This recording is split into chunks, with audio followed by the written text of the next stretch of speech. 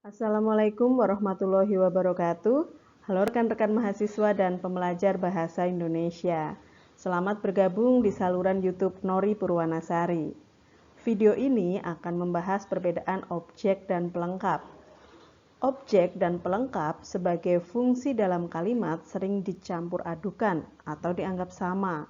Padahal, objek dan pelengkap merupakan dua fungsi kalimat yang berbeda. Namun, banyak orang yang masih kesulitan, masih kebingungan membedakan antara objek dan pelengkap. Nah, dalam video ini saya akan memaparkan 4 perbedaan objek dan pelengkap. Apa saja keempat perbedaan itu? Yuk kita simak satu persatu. Perbedaan objek dan pelengkap yang pertama yaitu objek berwujud nomina atau klausa. Kita bisa lihat pada contoh kalimat berikut. Ia mempelajari matematika. Nah, matematika di sini berkedudukan sebagai objek yang berupa nomina atau kata benda. Kemudian kalau pelengkap ini berwujud nomina, berwujud verba, berwujud adjektiva, frasa, preposisi atau klausa. Di sini saya menyajikan beberapa contoh kalimat yang mengandung pelengkap. Yang pertama, ia belajar matematika. Dalam kalimat ini, matematika berkedudukan sebagai pelengkap yang berupa nomina atau kata benda. Kemudian untuk contoh yang kedua, ia belajar melukis. Melukis pada contoh kalimat ini juga berkedudukan sebagai pelengkap yang berupa verba atau kata kerja. Kita lihat contoh yang ketiga, ia bertubuh tinggi. Tinggi juga berkedudukan sebagai pelengkap yang berupa adjektiva atau kata sifat. Contoh berikutnya, ia belajar bahasa Indonesia. Nah, bahasa Indonesia pun dalam kalimat ini berkedudukan sebagai pelengkap, tetapi pelengkapnya berupa frasa atau gabungan kata. Nah, untuk materi mengenai frasa atau gabungan kata akan saya sajikan dalam video yang berbeda. Kita lihat contoh selanjutnya. Ia bercerita tentang masa lalunya. Tentang masa lalunya berkedudukan juga sebagai sebuah pelengkap dalam kalimat ini. Pelengkap yang berupa preposisi karena diawali oleh preposisi tentang. Yang terakhir, ia bertemu gadis berbaju merah. Gadis berbaju merah di sini juga sebagai sebuah pelengkap yang berupa klausa. Mengapa gadis berbaju merah itu sebagai sebuah klausa? Karena di dalamnya terdiri atas subjek dan predikat. Kita lihat analisisnya. Gadis berbaju merah. Gadis berkedudukan sebagai subjek.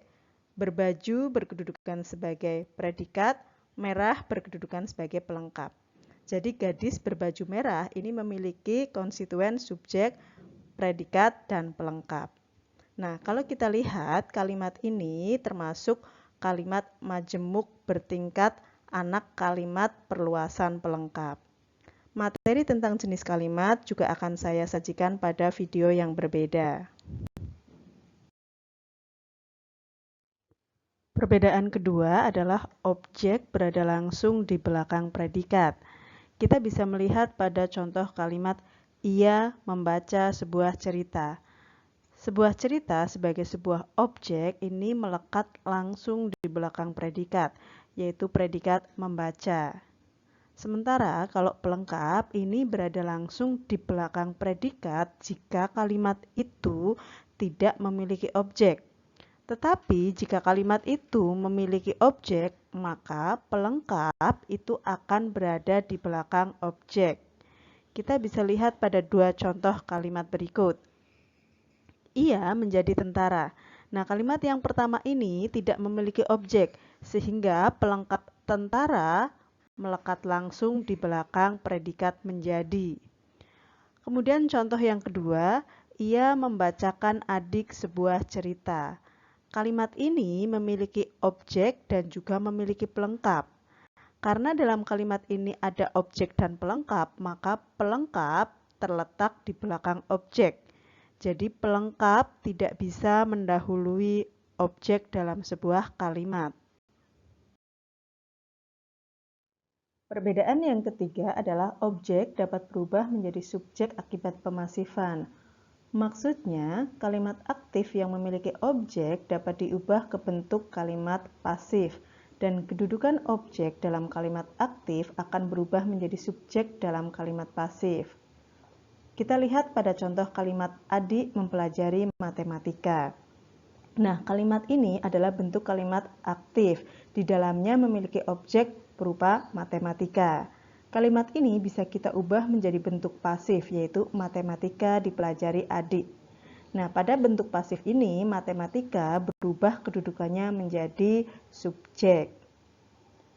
Namun, kalau pelengkap, ini tidak bisa berubah menjadi subjek akibat pemasifan.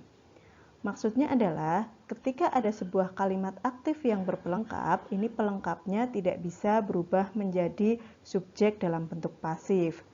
Karena pada hakikatnya, kalimat aktif yang berpelengkap ini tidak bisa berubah menjadi kalimat pasif. Kita lihat pada contoh kalimat adik belajar matematika. Nah, kalimat ini adalah kalimat aktif yang di dalamnya mengandung pelengkap matematika. Kalimat aktif ini tidak bisa diubah menjadi bentuk pasif, sehingga matematika sebagai sebuah pelengkap tidak bisa berubah menjadi subjek dalam bentuk pemasifannya. Saya menyajikan contoh matematika diajar adik. Nah, ini merupakan contoh bahwa kalimat tersebut tidak bisa dipasifkan karena tidak mengandung makna yang tepat. Perbedaan yang keempat yaitu objek dapat diganti dengan pronomina ku, mu, nya. Objek dapat diganti dengan pronomina ku ketika objek itu berupa kata ganti orang pertama. Dan objek dapat diganti dengan pronomina mu ketika objek itu berupa kata ganti orang kedua. Kemudian, objek dapat diganti dengan pronomina nya ketika objek itu berupa kata ganti orang ketiga. Kita bisa melihat pada contoh kalimat yang saya sajikan. Contoh pertama, ibu memeluk aku. Aku di sini berkedudukan sebagai objek yang berupa kata ganti orang pertama, sehingga bisa berubah menjadi ku. Kalimat tersebut akan berubah menjadi ibu memelukku. Kalimat kedua, ayah menjemput kamu. Kamu merupakan kata ganti orang kedua yang berkedudukan sebagai objek dalam kalimat ini, sehingga kamu bisa berubah menjadi mu. Kalimat tersebut berubah menjadi ayah menjemputmu. Kalimat ketiga, saya mencintai dia. Dia di sini berkedudukan sebagai objek yang berupa kata ganti orang ketiga, sehingga bisa berubah menjadi nya. Kalimat tersebut akan berubah menjadi saya mencintainya. Sementara itu, kalau pelengkap tidak dapat diganti dengan nya, kecuali kombinasi preposisi selain di, ke, dari, dan akan. Saya di sini menyajikan dua contoh kalimat. Yang pertama, ibu bertemu dia.